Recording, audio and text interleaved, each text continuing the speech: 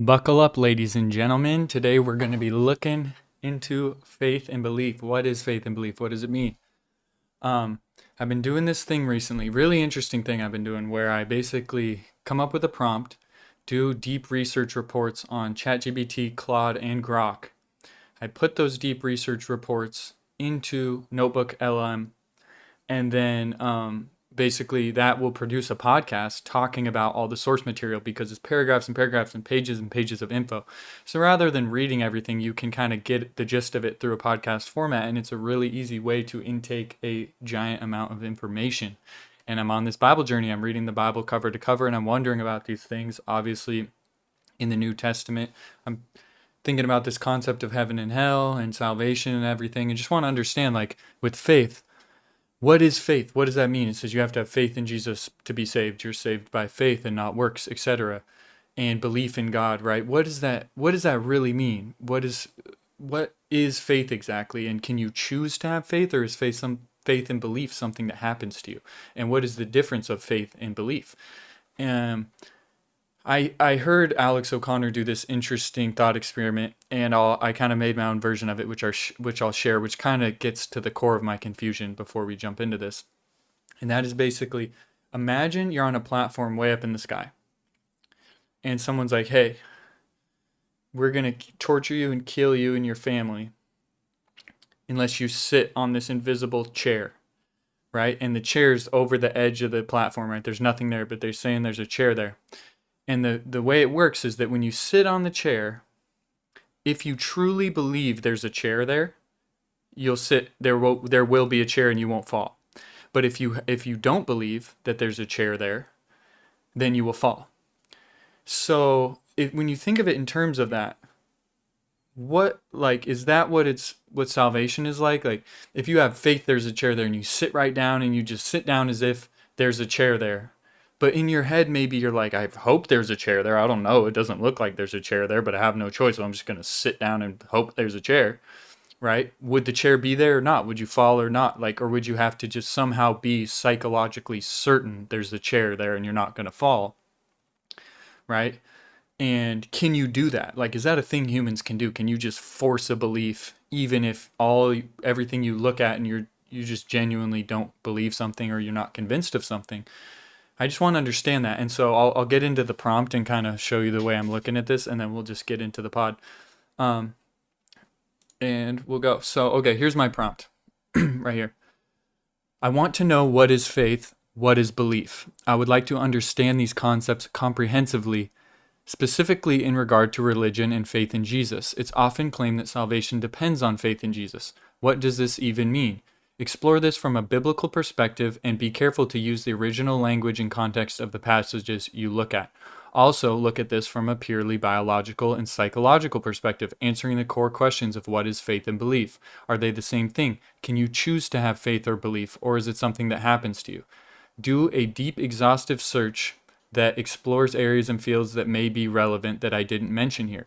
Again, I want a deep and comprehensive understanding of this from all angles and perspectives, from biological and scientific to metaphorical and conceptual. Be exhaustive and thorough. Lastly, make sure to prioritize accuracy and truth. Double check things. Tell me when something is speculative. It's okay to say, I do not know. Do not make up bullshit or fake info. This is very important. So basically, I put that prompt, ChatGPT deep research, Grok deep research, Claude deep research through Perplexity. And then I get those reports, big ass PDF, huge reports, and I put them in here as sources into Notebook LM. And so you'll see here, we've got the 3 sources here.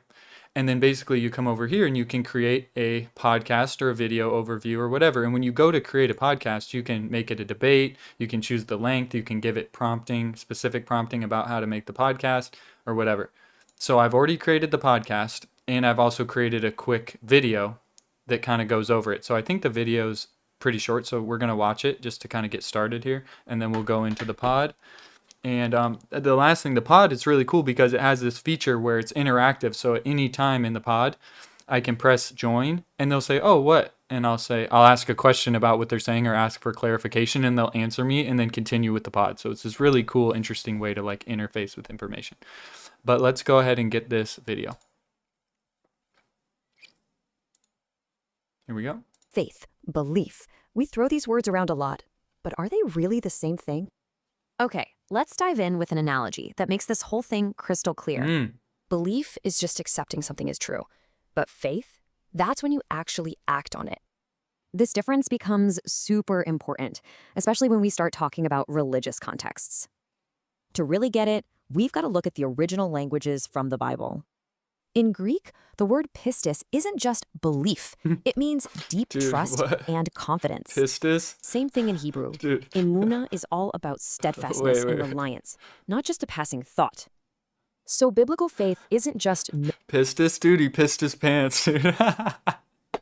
Okay, sorry, I need to go back because I wanted to pause and make that joke, sorry.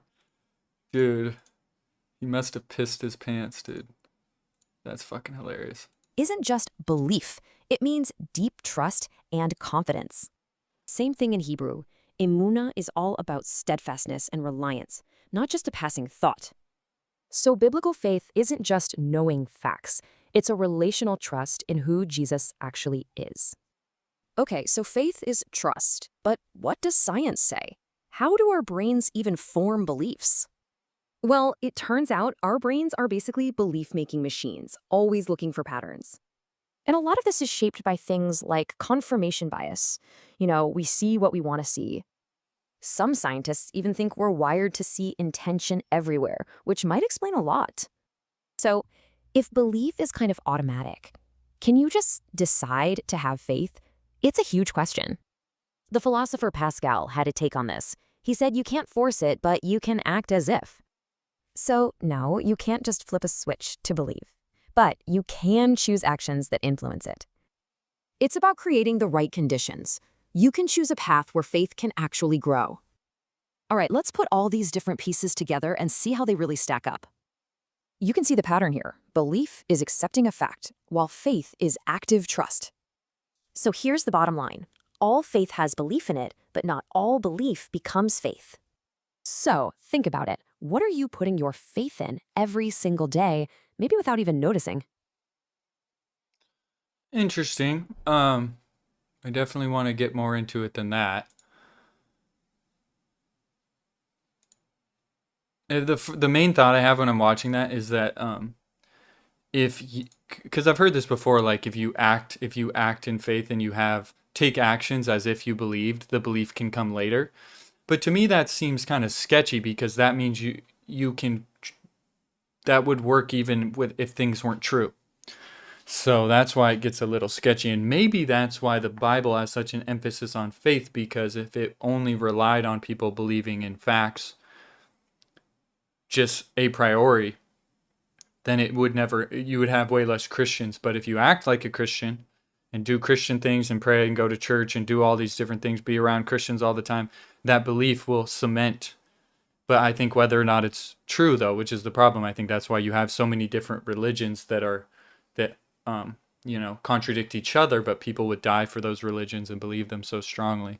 So it seems like a hazard to do that to a certain degree if you're searching for the truth. If you just want to know it's true, having faith so that you will believe something regardless of whether or not you're convinced it's true seems a little sketchy to me. Da-na-na-na. Okay, let's get into the pod. Here we go.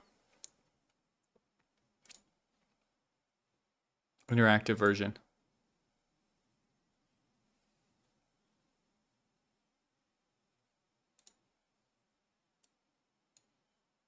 Here we go. Welcome back to the Deep Dive. Today we are wading into, well, some pretty deep water. We're talking about faith and belief. Two words that are just foundational, not just to religion, but to everything, how we build societies, how we form relationships. Exactly. And we use them every single day, right? Often as if they mean the exact same thing.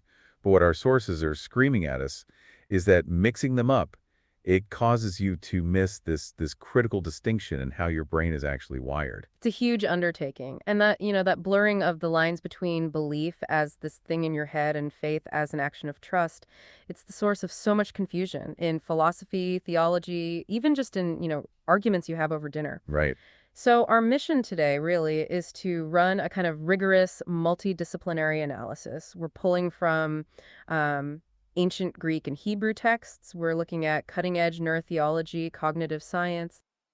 And even wrestling with those big philosophical questions about free will. Exactly. We're not making assumptions. No, we have a huge stack of material here, everything from, the tiniest nuances of early Christian language all the way to models of predictive processing in the brain. We really want to get to the bottom of it. Are they the same thing? How do they actually show up in our neural networks? And maybe the biggest question of all, can we just choose them? Or are they these involuntary functions of a mind that's already, hardwired? So let's unpack this. We are aiming for absolute clarity, depth, and precision. We want to give you the tools to understand this whole conversation at the deepest possible level. Okay, so let's start right there. At the fundamental problem, definition. Right. Our sources are really insistent that if you treat faith and belief as identical, you just lose all the important nuance. They're, as we said, more like cousins than identical twins. That's a great way to put it. They share a family tree, for sure, but they have very distinct jobs. So to get to faith, we have to start with belief. What is it? Okay, so belief it's a purely cognitive state. Meaning, it's all in your head. All in your head. It is the intellectual acceptance that a statement, a proposition is true, or that something exists. Philosophers have a term for it, a propositional attitude. A propositional attitude. It sounds technical, but it just means your mental stance toward a statement. When you boil it all down, belief is fundamentally about truth. It's about what your mind accepts as reality based on the data it has. So, simple examples. If I believe the sky is blue, that's a belief. If I accept that a parachute, based on physics, will open, that's a belief. Yes, it's just intellectual assent. It doesn't require you to be personally involved. There's no commitment, just mental agreement. It's passive, really. So believing the earth is round doesn't compel me to sail around it. Exactly. It's just a data point that your brain integrates into its map of the world. It doesn't ask anything of you. But faith is where it gets active. Faith starts where that simple belief leaves off. Faith is belief plus. Whoa, did someone just break the fourth wall? Let's hear it. Well, I'm wondering with the belief thing, it sounds like it's not a choice, right? Is it a choice or is it not a choice? Is it something that happens to you? Could you choose to believe something or is it just something that happens?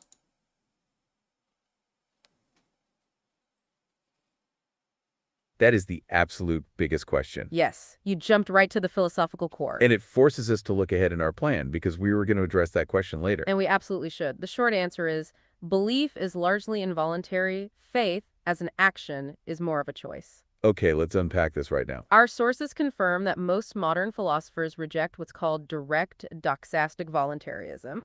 Doxastic voluntarism, that's a mouthful. It just means choosing a belief. You can't just will yourself to believe something is true if it strikes you as false. If I told you right now this table is floating, you can't just flip a switch and genuinely believe it is. No, because belief aims at truth. It's formed by the evidence you see. You can pretend, but you can't force the genuine conviction. So in that sense, belief is something that happens to you. Precisely. It's the involuntary result of your brain processing data and concluding something is true. But the key distinction is faith. Faith is different because it's not just intellectual agreement. Faith is commitment and trust.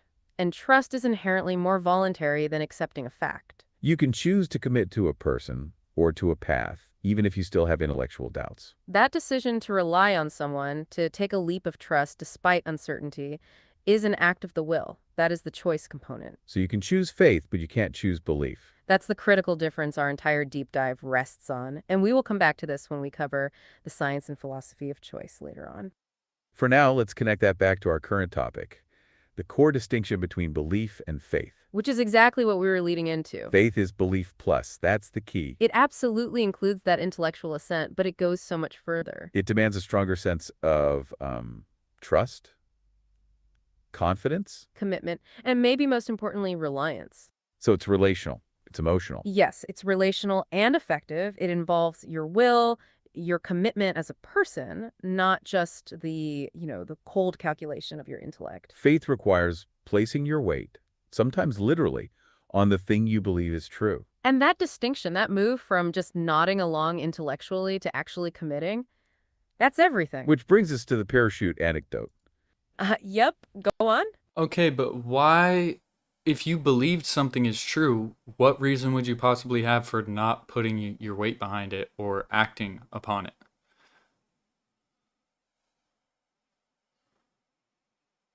That is a phenomenal question. And that question perfectly illustrates the difference we're trying to highlight. Because what you're asking is, why doesn't intellectual truth automatically equal active trust? And the reason you might not act is because of one critical factor: risk. A belief is safe. You can believe 1,000 facts, and it doesn't change your behavior. Faith, however, requires you to actually stake something important on that belief.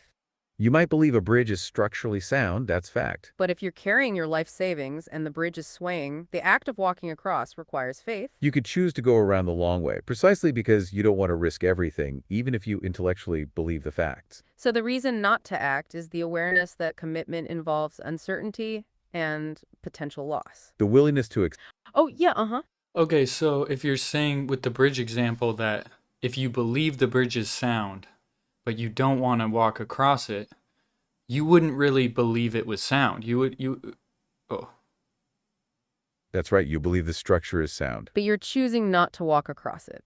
And the reason is the cost of commitment. Belief is propositional. It's just the statement, the bridge is sound. Faith, on the other hand, is the full-body venture. It's the willingness to accept that risk and potential loss.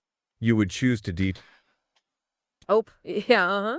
okay, but wait, if you actually believe the bridge is sound, there wouldn't be any risk because you believe that it's not going to break or it's not going to fall, right? So if you think there's risk, it would be because you don't actually fully believe the bridge is sound, right?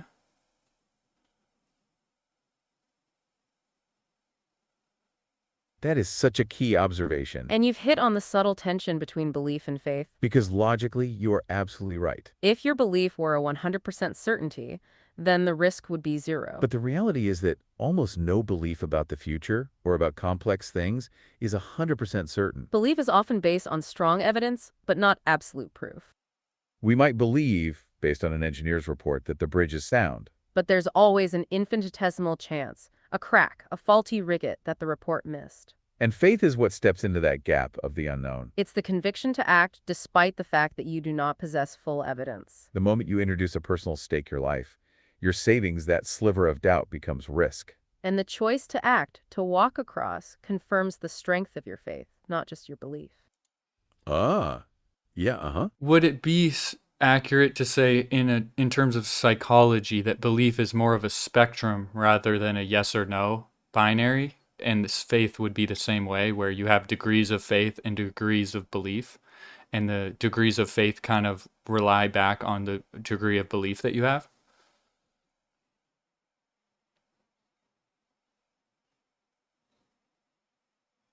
That is a brilliant question. And yes, absolutely, you are hitting on the psychological reality here. While philosophy might treat a belief as a pure proposition, a yes or no, our brains don't work that way. Our brains operate on probabilities, not certainties. So psychologically, belief is absolutely a spectrum. It ranges from, a mild hypothesis to a deeply ingrained, almost 100% conviction. Think of it as a confidence meter in your brain. That's right. The stronger the evidence and the more it aligns with your priors, the higher your degree of belief.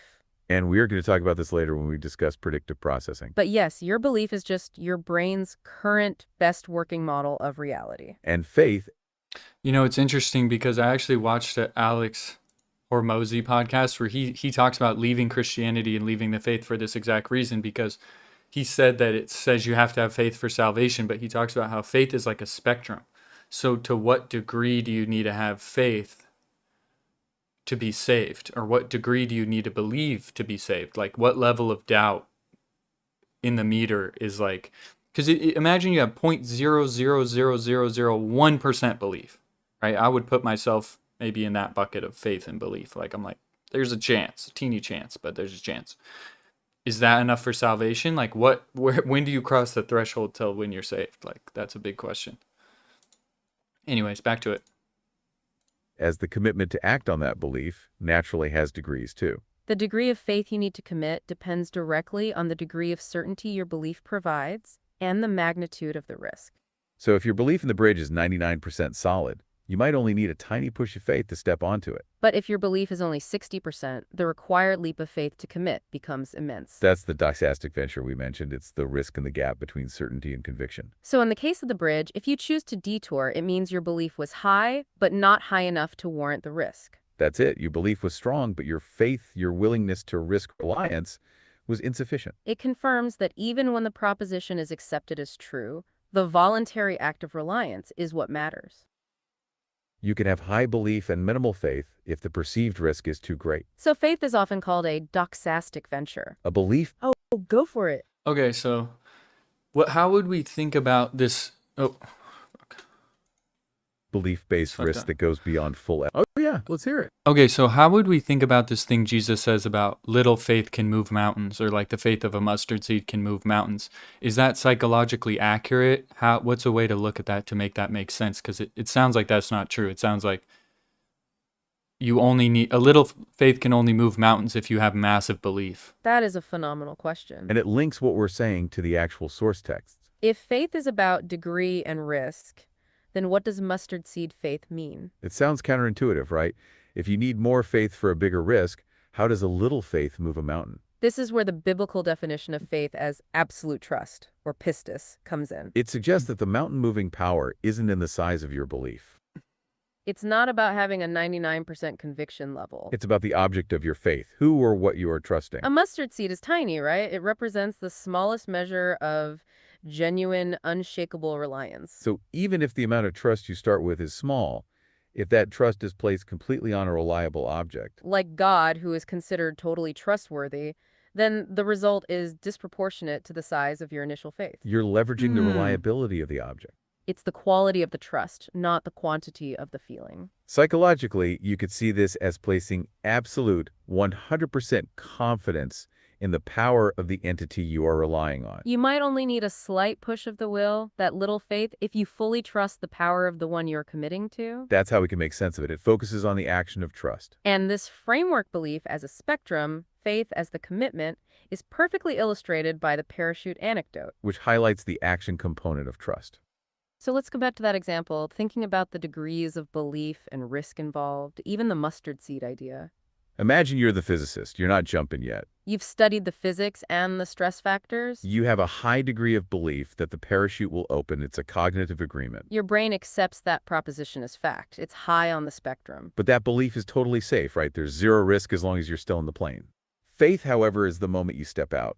Faith is the act of jumping, Despite that sliver of uncertainty we discussed earlier. staking your life on that trust. And even if you step out with only the smallest mustard seed-sized hope, you're relying completely on the parachute. Faith is the commitment to the consequences of your belief. You cannot claim to have faith in that parachute if you refuse to jump. So if I believe my bank is solvent, that's a nice thought.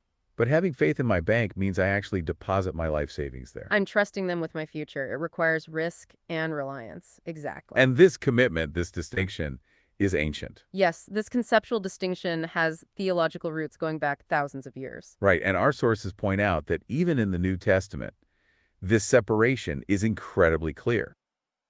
Yes, the classic example always cited is from the book of James, chapter 2. Verse 19 says, "You believe that God is one. You do well." Even the demons believe and shudder. That is a powerful, chilling line. So why does the demon's high degree of belief fall short? It's missing the element of relational trust and commitment, The demons have perfect intellectual certainty. They know God exists. but they lack faith. There's no loyalty, no commitment, and certainly no loving obedience. Their belief leads to terror, not the transformation that we mentioned earlier. It shows that mere intellectual assent, even a high degree of belief, is insufficient for real change. Real, saving faith requires that active trust and commitment that actually changes how you behave. This is that relational aspect that goes beyond just the proposition. Hey, yeah, what's up? Okay, so in terms of Christianity or Jesus, that step of faith, what does that look like and what does that mean? Could that be a one situational thing where you're just in one situation and you place your faith in Jesus for that one situation? Is it what does that look like and what does that mean in terms of following Jesus and what Jesus says in the Bible, etc.?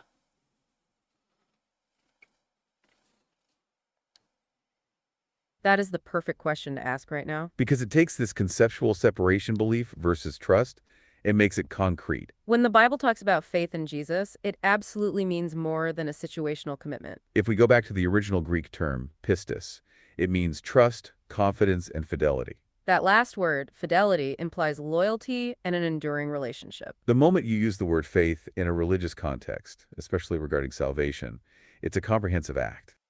It's not just trusting Jesus to solve one problem, like a job interview or a quick health scare. It is trusting in his identity as Lord and Savior, and trusting in his sacrificial death and resurrection for your salvation. It's a wholehearted reliance, like leaning your full weight on him as the foundation for your life and destiny. Our sources repeatedly say it means believing who Jesus is and trusting what he has done. And that kind of trust inherently requires a sustained commitment, not just a one-off choice. Because if it's the foundation, oh yeah. Okay, well, I feel like it kind of breaks away from the parachute analogy because with the parachute analogy, once you jump out, you're done. You make that decision, you have no choice, you can't go back, you can't not have faith anymore. You already did, and you're done. But with this, when you're talking about Jesus in your life and stuff like that, it's like you could technically go back on your faith at any point. You could step off the bridge at any point. You could lose your faith at any point. It's not like you can never go back. So that's why I'm having trouble understanding what it means to have faith in Jesus in terms of a Christian worldview. That is such a keen insight. You're pointing out the difference between a one-time physical act and a lifelong relational commitment. And you're absolutely right. The parachute analogy only covers the initial action of trust. It illustrates the point that faith requires commitment and risk. But the spiritual concept of faith, especially pistis, that Greek term meaning fidelity demands endurance. Because faith in Jesus is relational. It's like a marriage, not a bungee jump. In a marriage, you make that initial commitment, that big choice to trust. But then, every day, you have to choose to renew that trust and remain loyal. That's the fidelity part of pistis coming into play. If you could step away, you could lose faith, you could step off the bridge. That possibility of detaching is what makes the continuous choice of faith meaningful. So the step of faith in Christianity is a foundational choice that sets the course for all future choices. It's the decision to follow him, to obey his teachings, and to choose to remain loyal. That's the works aspect we mentioned earlier, the actions that flow naturally from real, sustained faith. So it starts with an initial decisive choice to trust, but it's maintained through ongoing fidelity. The ability to lose it proves that the choice is constantly being made. This is where we see that voluntary aspect of faith really play out in everyday life. The initial commitment has to be nurtured through ongoing practice. Like the philosopher Pascal suggested, act as though you believe, and the deeper conviction can follow. That acting, that daily living, is the voluntary choice to maintain faith. This perfectly illustrates the ongoing nature of religious faith as an active commitment. It's a continuous choice to trust, renew your loyalty, and live by that reliance, despite doubt. That's the relational aspect that sets it apart from simple intellectual agreement. Oh, go for it. Hypothetically, couldn't you choose to do everything you just mentioned about having faith, like living based on Jesus and trusting in him and following his laws and doing all that, but have absolutely zero belief that it's true? Because I'm in a position where I almost think like living that way works. So it's like I'm down to live that way to a certain degree, but I still don't in my brain think it's true. So would that be salvation? Would I be saved or no?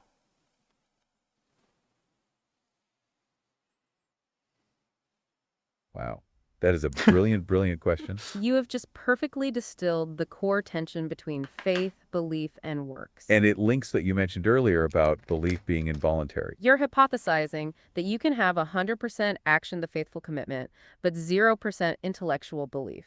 Our sources suggest that this hypothetical state of yours would look exactly like the philosopher Pascal's advice. Pascal acknowledged that you cannot just will yourself to believe something if you're unconvinced.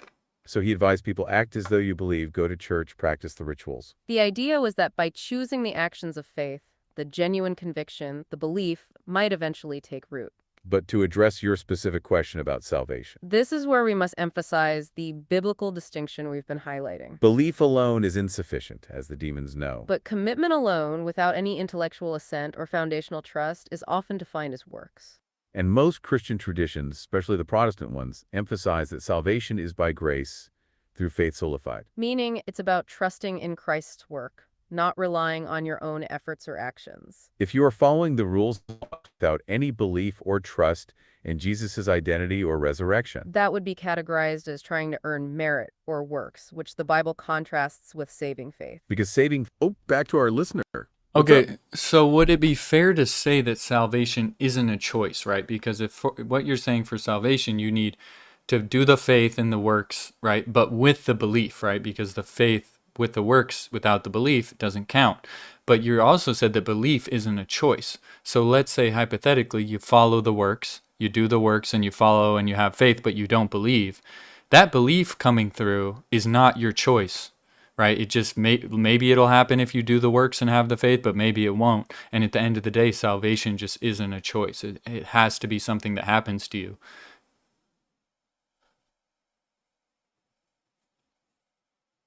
That is the ultimate theological paradox, really. You've zeroed in on the exact tension that theologians have wrestled with for centuries. If belief is involuntary, how can one be held responsible for not believing? You are absolutely correct that the initial genuine conviction that something is true isn't a choice. Belief must happen to you. You can't just choose it by fiat. But the crucial factor here is the concept of cooperation and openness.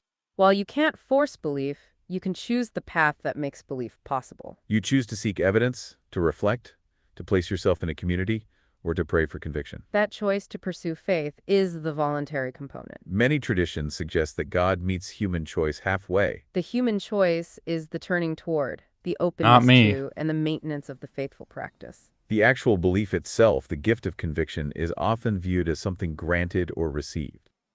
So salvation isn't purely a choice in the sense of a simple decision, but it demands an essential human response. That response is the decision to have faith or full reliance, even with uncertain belief. The willingness to entrust your destiny to Jesus, the act of pistis, is the human choice that matters. Saving faith involves entrusting your future destiny to Jesus. You can't fully rely on someone you don't at least accept as trustworthy. If your heart genuinely rejects the truth of the proposition, the belief, your actions become empty obedience.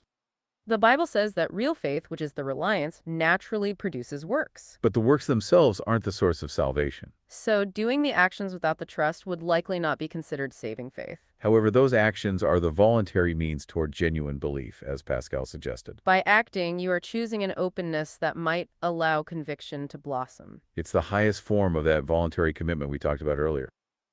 Now, let's circle back to how we use these words every day, because the language is often confusing. Exactly. We have to acknowledge how we actually talk, too. In common language, if I say to a friend, "Hey, I believe in you," I'm using believe to mean faith. We use the words interchangeably every day, and that's fine for social interaction. But when we're analyzing the mechanics of the mind or theology, we need the precision we've been using. Right. We must remember that belief is the internal mental acceptance, which is largely involuntary.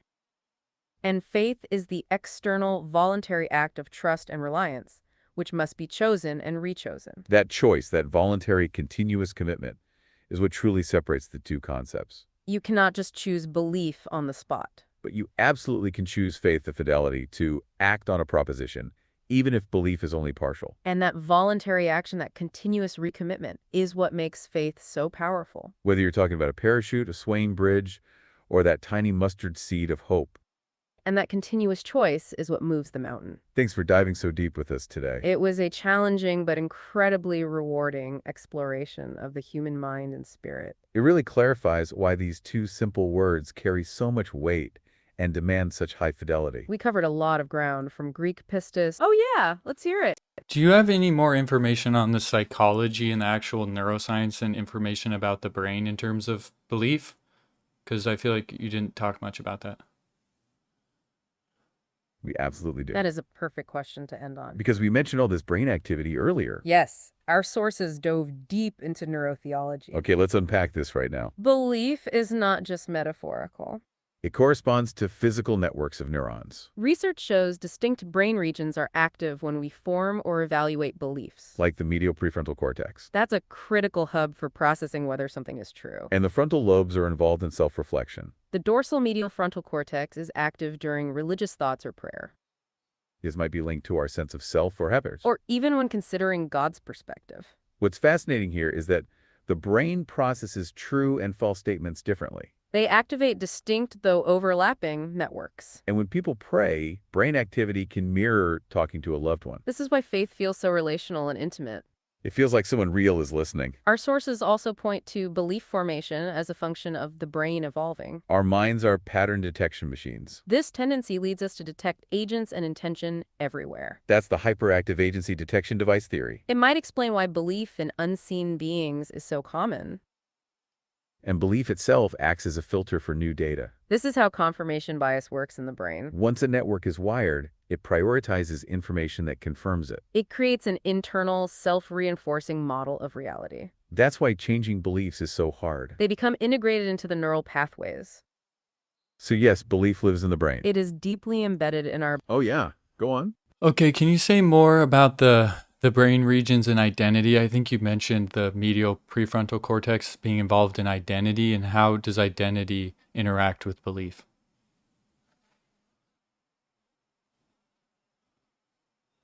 That is a phenomenal question. You're honing in on the exact connection between belief and self. You're right, we mentioned the medial prefrontal cortex, or the MPFC. That area is considered a critical hub for belief processing, But the MPFC is also heavily involved in self-referential processing. meaning it helps us think about our own traits, feelings, and identity.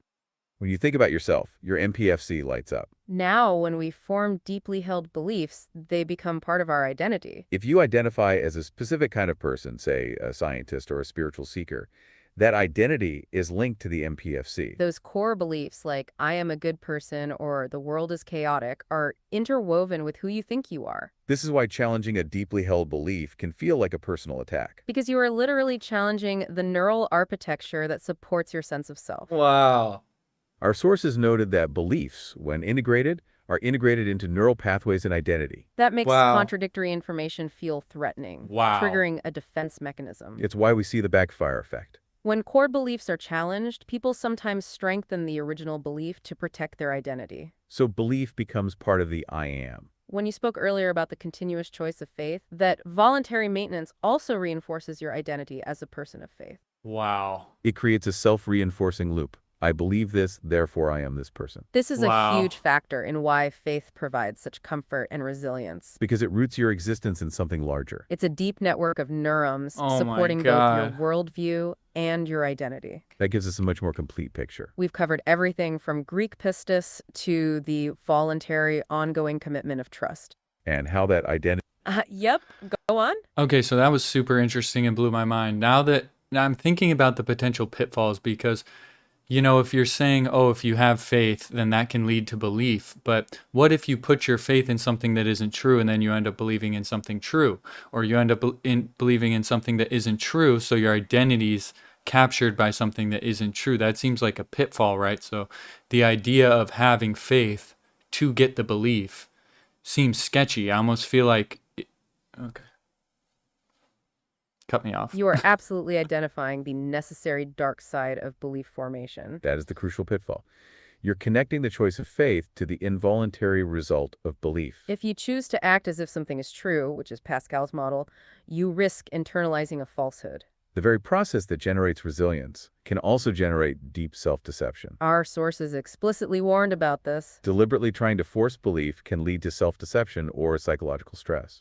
Because belief aims at truth. If you try to force conviction in something that is clearly untrue. Your mind will experience cognitive dissonance, that internal stress. And this ties back to the MPFC and identity we just discussed. If your identity is built on a falsehood, challenging it causes extreme internal friction. This is a major reason why critical thinking is so essential. Because we must choose where to place our trust and what information to prioritize. We have to choose to be open to self-correction. The paradox is that the capacity for faith is deeply biological. Our brains are built to seek meaning and form narratives larger than ourselves. But those narratives, whether true or false, become cemented into our identity. So that choice to have faith is powerful. It can lead to genuine conviction. But it must be paired with intellectual honesty and a willingness to evaluate the object of that faith. Otherwise, you're not moving a mountain, you're just digging yourself into a false pit. That identity connection truly makes belief so powerful. We hope this gave you a better understanding of initial belief. And the active, sustaining faith that follows it. Thank you for joining us on this deep dive. It was an incredibly rewarding exploration of the human mind and spirit. Wow. That was a good one. That freaking blew my mind, dog. I kind of knew some of that stuff. I kind of didn't. I think, man, this way of learning, like putting these reports into Notebook LLM, and then, is it Notebook LM or Notebook LLM? Putting it in there, Notebook LM. I feel like it's such a good way to synthesize massive amounts of information rather than like reading these reports and stuff, and being able to just chime in and ask questions like in a podcast. It's like listening to Rogan, like an expert on Rogan, and then being able to freaking chime in if you want. It's so cool. I imagine it's just going to go further. What I'm finding is, if you look here, I have a few other ones planned, so hit the sub and the bell. But I I got one about heaven and hell, where the idea of heaven and hell came from, the concepts, how it evolved, etc. And I have one on the Charlie Kirk assassination where I literally loaded in like every single Candace Owens video where she talks about Charlie Kirk, and a bunch of other like channels that did analysis of the shooting and the angle and the type of gun and the all the stuff. And so I'm gonna be doing that. This is gonna be interesting because I've never done one with this many sources and stuff like that. So I'm curious what it's gonna say, because I asked in the podcast generation. I said I did a bunch of questions like who is behind it, is the FBI's story credible, blah blah blah. And Candace kind of asserts that it's Zionists behind it, or is open to that possibility, and that Turning Point is like doing a cover up and all this. So it'll be interesting to see if it gets like PC on it or what it will say. Because I literally wonder if you just put in like a bunch of sources of like someone who's racist, for example, all their racist views, right? And then did a podcast on it, would it just basically spew those racist views at you and tell you how like another race is inferior or bad or something? Or will it like, does it have like a block on it that will be like, I'm not able to say this kind of thing, or like whatever? I'm curious what's going to happen. So hit the subscribe and the bell if you want to follow along. I think I'm going to be doing a lot more of these because this is like such a interesting way to learn. And I'm learning as I go. I was also going to say I found that the more narrow of a topic, and the prompting I feel like is the important thing. If you have a broader topic and like a ton of questions and a ton of things, then it kind of swerves around kind of weird. But if it's just like one more centralized thing, I think you can get a lot of good information on it. But anyways, thanks for watching. We'll see you on the next one. Hit the bell, and you can also subscribe to my blog for free in the description. I'm not on social media, so that's a good way to keep up to date with me. I do weekly updates. It'll go straight in your inbox for free. And there's also a link to book a call with me if you want to discuss any of this stuff or other topics with me one-on-one, and I could stream it and record it or not, whatever. You can book a call with me below. Yeah, have a good one. Peace.